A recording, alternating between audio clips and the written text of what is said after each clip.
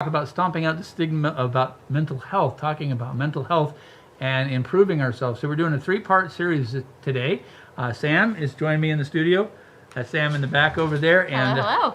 And this is our third and final segment. We kind of broke it up into 2-hour segments, and then we've got a final 30 minutes here. We've talked about self-awareness, self-care. In the first hour, we talked a lot about suicide prevention and suicide issues in the second one, as well as some issues and drugs and things of that nature. And now we've just got 30 minutes here, and we just want to talk about the importance of play, talk a little bit about, oh boy, Myers-Briggs personality types, and some of the ways that we can learn a little bit more about ourselves and, have a good time, because, play is a very important part of mental health, good mental health. You've got to have play, and one of the key things of play is that there's no intended result. Yeah, exactly. There's no intended result or intended reward. It is you do it for the fun of it. That's why you're doing it. And it's such a good stress reliever too for everybody, Yeah. And I just want to make sure everybody understands too. We're not just talking about play for kids, although that is still very important, especially in their development stages and things like that. But even play for adults, Right, exactly. And whether that's a card game or a video game, something that you just kind of relax at. There's no life or death consequences involved. Yep. The mortgage is going to get paid, the car payment's going to get paid, but you're going to have a good time, and you're just going to relax your mind, and get to that little playful spirit inside you, to have fun. And it really fires some more cylinders in your brain too. You have a sector of your brain that's specifically for imagination, and unless you're at play, that brain segment stays dormant, and so that your imagination. Mm-hmm. Yeah. And so really getting at play, or using that imagination section really kind of heightens that higher level thinking that we've been talking about and fires those neurons, and it's a really great stress reliever both for yourself and for your brain. You'll see some of your neurons kind of reconnect and kind of go through a little bit of a reset, so to speak. It's interesting you say reconnect, because like it says, the nerve receptors and things in the brain aren't fixed. They're very, what the word is called, plastic, and there's more plasticity in youth brains than adult brains. But it's fascinating too, because even things like optical illusions, the adults who have wired their brain in a certain way are more prone to optical illusions than the youth and the young people who haven't wired their brains in a given direction, which is another interesting point about imagination, because when we're a kid, we're more open to magic, we're more open to superheroes and those kind of things that can come in and solve a problem, and we can play that out when we're playing with our blocks and our police cars and things on the ground or whatever we play with. We can play out our problems, and we can solve those issues. But as adults, we lose some of that plasticity in our brain, that inability to imagine the possibilities, imagine that there's a solution. Sometimes we get in those places where we feel like we're pinned in and there isn't a solution. And as we said in the first episode, the thinking that got us into the problem can't get us out of the problem. And that imagination that you talked about, activating other parts of the brain to play through the situation, to play through the scenario, laugh about it maybe. Yeah, exactly. And to put ourselves into that element where we can feel kind of uncomfortable, and give us that element to have a chance to be embarrassed, essentially. A lot of adults get kind of scared to play and to put themselves into that scenario, because they don't want people to make fun of them. They don't want to be put in that kind of awkward light or be embarrassed about some of the things that they're doing.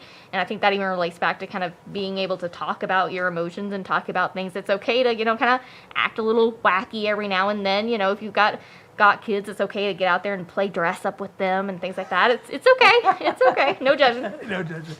It's interesting you bring that up, because one of my favorite psychologists that I really admire, Carl Jung, he had a place in, I'm getting it concerned with Boswell, but he was in Switzerland.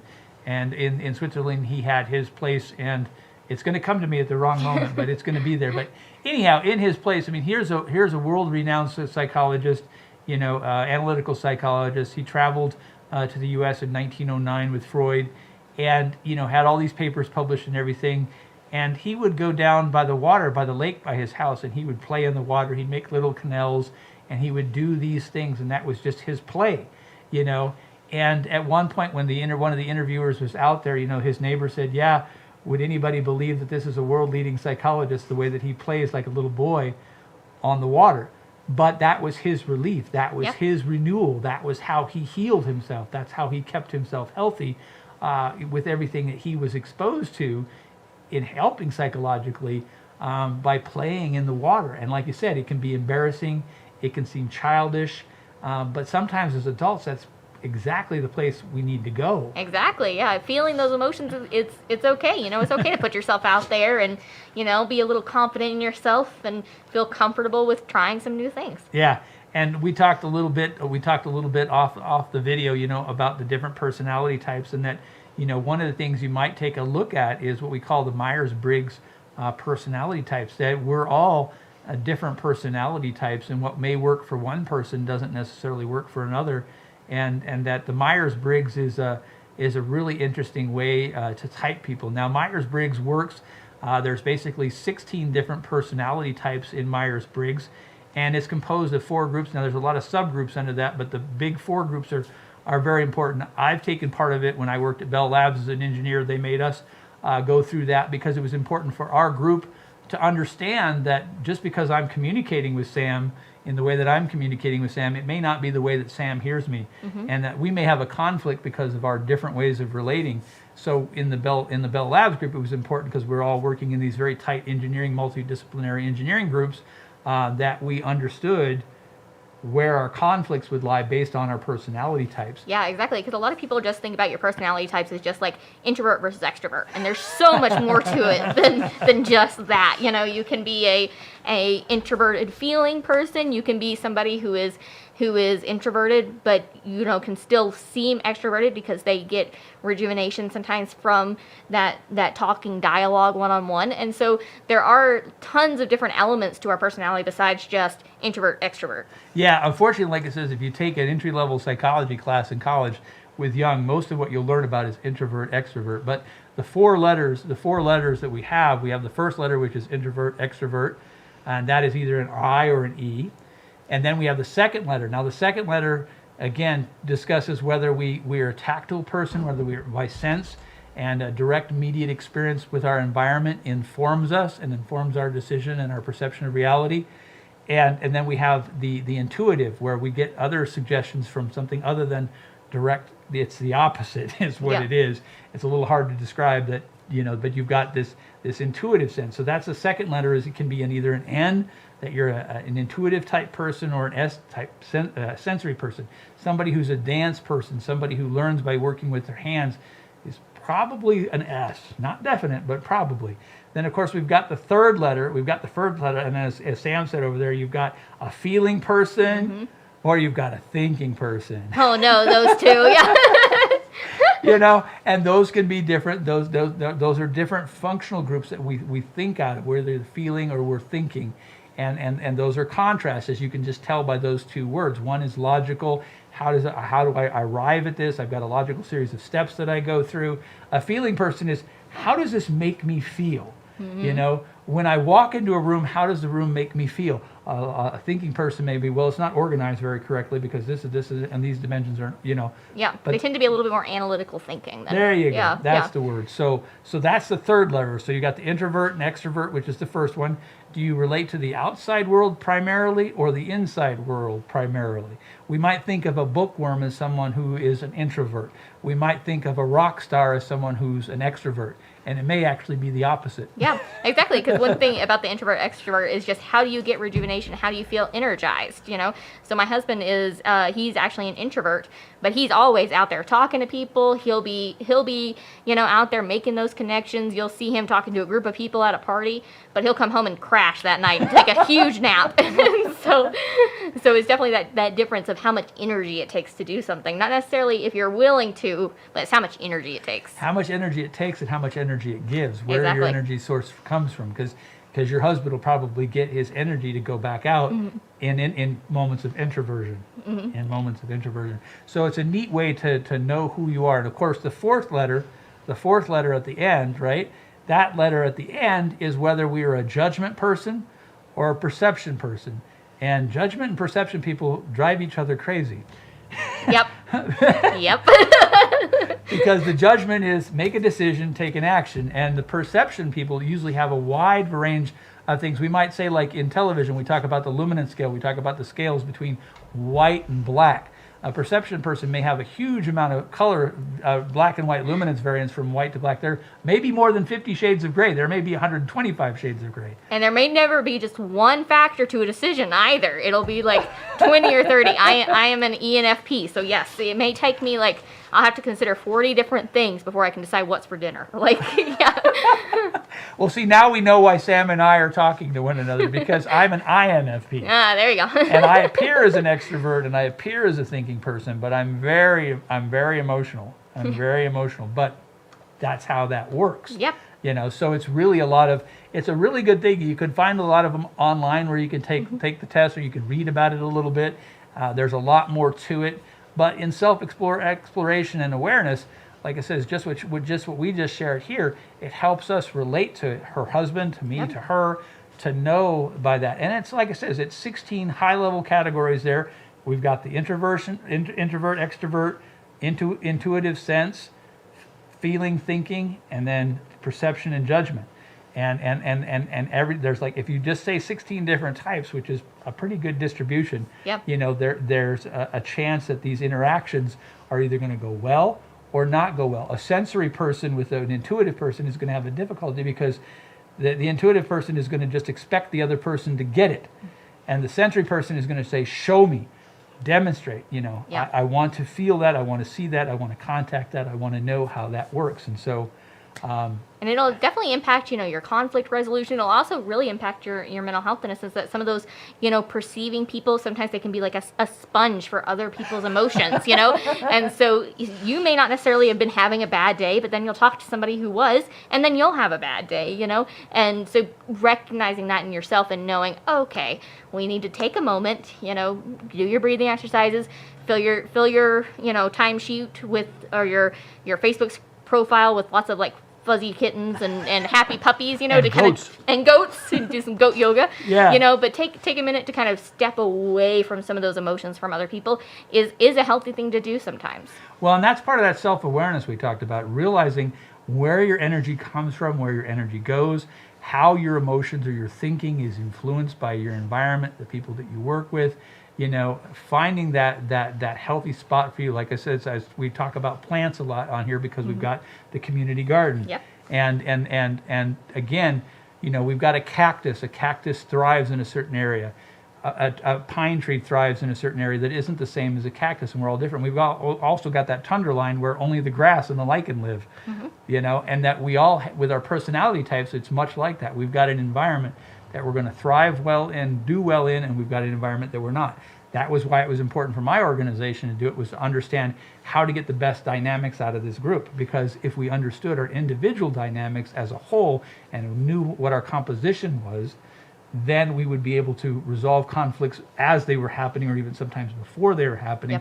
And they did happen. Oh yeah, there will be conflict, and that's okay. You know? Yeah, because it's like with me being my personality type, I'm not a very common type of personality in an engineering field, so I come at it at a different angle, and it's good for me to know that when I'm dealing with a sensory judgment type person, so that I can be respectful and I can communicate in a way that works for them. So it's a good part of self-awareness. It really is. It really is. And a lot of people even take it one step further, too. There is a book that many of you guys might know about the 5 love languages, you know, that goes one step further into looking about how you express love and how you feel love. And it's based off the Myers-Briggs, you know, with those different personality types. And it'll show kind of ways you give and receive love, whether that be by words of affirmation, like, you know, saying like, I appreciate you, or if it's, you know, providing services, one of those, you know, doing something for someone, you know, and or even touch, you know, hugs,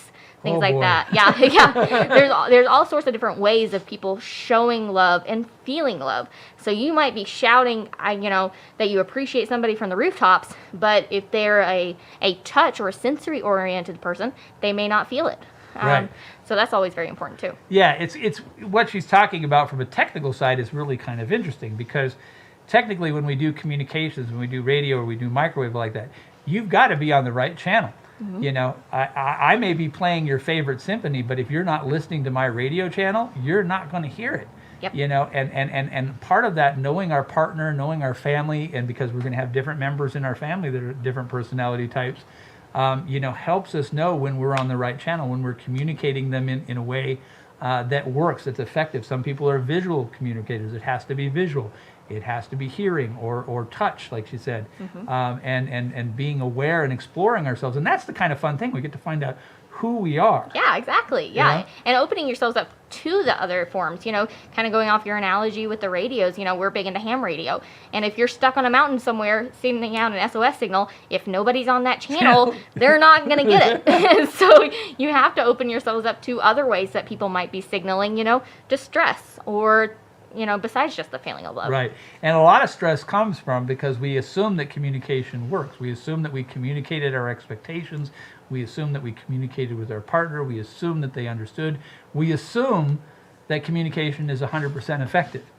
And I can tell you as a radio engineer, as an engineer, when we design our channels, we know that we're not going to be 100% effective. We know. And we deliberately design our communication channel in such a way that we compensate for errors, because we know darn well when it moves from me to you, the environment is going to distort it. And if I calculate for that and I compensate for that, then my message is going to be effective to you. It's like that telephone game. Did you ever play that as a kid where you whisper something in somebody's ear and it goes around the circle it's never what it started out as? Yeah, exactly. And the human mind's like that. But if we realize that it's not personal, that it's a communication issue, that it's a personality type issue, it's a nature issue, and we make compensation, we can be more respectful. That's that whole line, love thyself as thy neighbor, because if I can be respectful for my own flaws and my own weaknesses, then I should have the respect of you and your own flaws and weaknesses and know, you know what?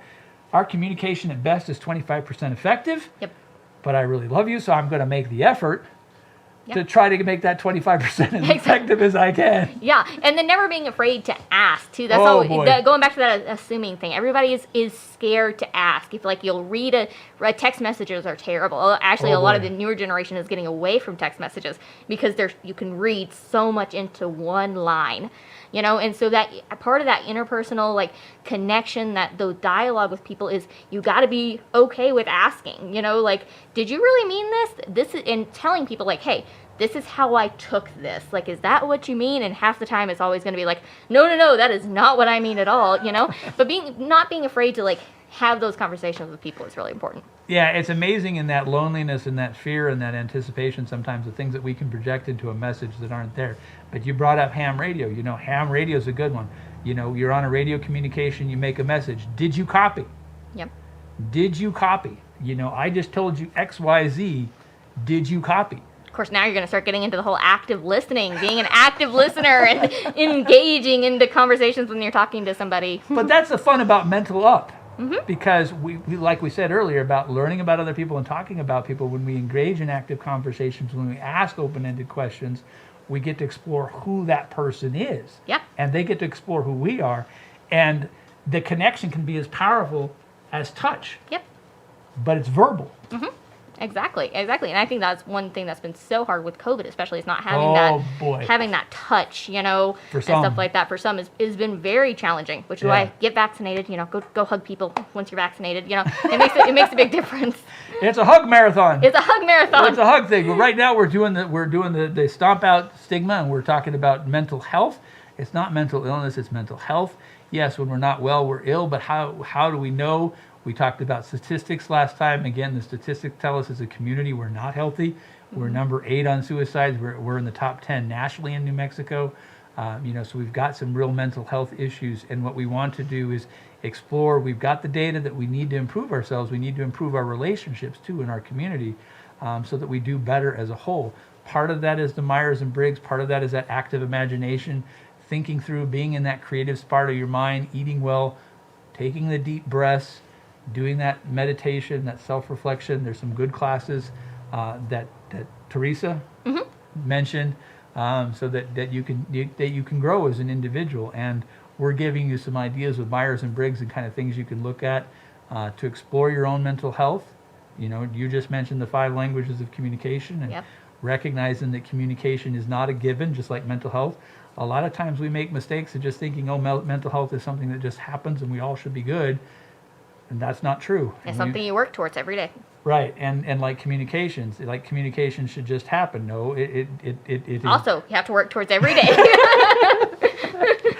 You summed that up well. Yeah, it's an ongoing struggle. It's an ongoing struggle. But the enrichment that we get in our lives when we better our relationships with our family, with our friends, with our coworkers, with a stranger, when we improve those skills, we can enrich our own life experience, which enriches others, and that's really the reward of the effort. Yeah, and what you said is exactly right. Making that small differences is really a game changer, for not just you, for your family, for your community, for a stranger. We talked about earlier, just that one-on-one communication with a stranger makes a huge difference.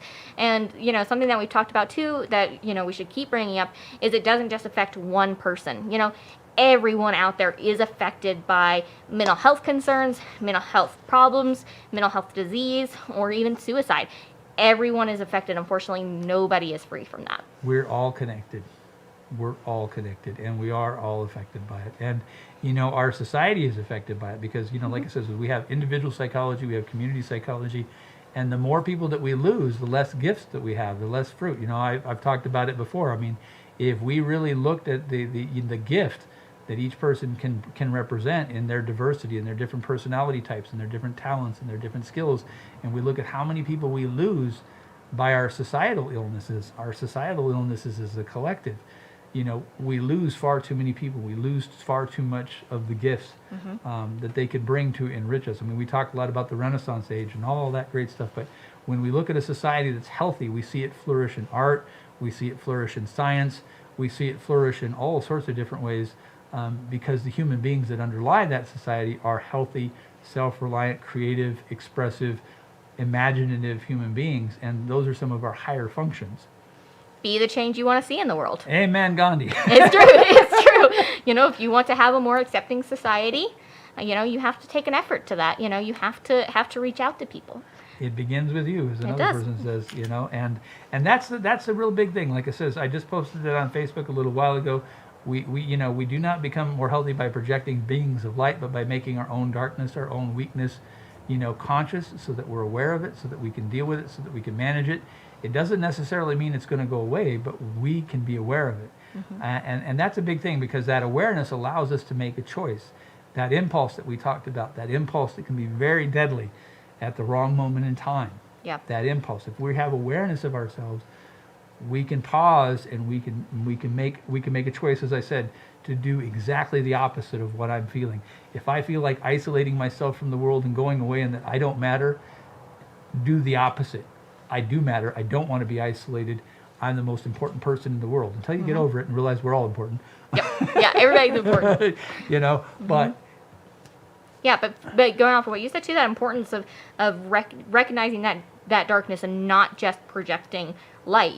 Part of mental health is not just pretending that everything is sunshine and rainbows. It is recognizing that, hey, there's some stressful situations going on. I'm having some problems with X, Y, and Z, and that's okay. Being able to not just pretend that everything's okay, to understanding that it's okay not to be okay. It's okay to talk to somebody about problems that you're having, to, talk to a counselor, talk to a friend, talk to a hotline, talk to anyone that you feel comfortable with. Right. And one of those talk lines we mentioned about was 1-800-255-TALK. Yeah, it's important. And like I said, we've got three things. We've got dependency, independent, and interdependent. And what we want to be is independent, interdependent, which means we're dependent, we're self-reliant in ourselves, but we're interdependent with our community. And we recognize that I need a cobbler to fix my shoes and he needs someone to change the light bulb, and that we all have something to contribute to our community. And that just like a child, when a child is growing up and they want to help mom and dad by taking the garbage out or doing the dishes, they want to be part of the family activities. That human beings, as they grow and they mature, they want to be part of the community that they're in, and they want to feel like they belong and that they have some kind of contribution to that. And the more we can effectuate and allow that and give them that ability, the healthier our community gets, because we get things that we need right from within our own community, and they get that self appreciation that they need, that they're valued, that they belong, value and belonging are very key to human beings on any level. And it's important that as a community we find a way to foster that. Yeah, the more that we provide that space for those differences and the space for people to connect, not just with each other, but with the society, with a culture, with a community, it really makes a difference. We have to provide those warm, open spaces for people. Right. And to celebrate our diversity. We got so much diversity right here in Socorro. It's so amazing. Like I said, from the farming and the agriculture and the chili up to, international class scientists and science, people and technicians and engineers. We've got a great diversity of people here. If we can respect each other's form of life and path of life, there's so much we can learn from one another if we're open to it and we really embrace how different we are. Exactly. No cookie cutters are the same. And cookie cutters are boring anyhow. It's true. Well, unless you're making a whole bunch of cookies, But all right, well, thank you. I think we're pretty much close. Yeah, we're all. Yeah, I think. Wow. Yeah, so thank you for everybody who has participated in Stomp Out the Stigma. You have until midnight tonight to register. You can still upload your race times up until the end of the day as well. I've noticed that there's been some changes on the leaderboard. Let's talk about that. Who's on our leader now? Let's see. I think Anna Z right now is in the first place with 30 minutes and 10 seconds for her 5K.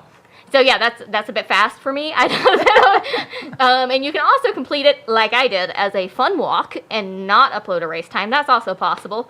I was not about to go out there and run like some of these people. I applaud you for those who actually input your race times and actually ran.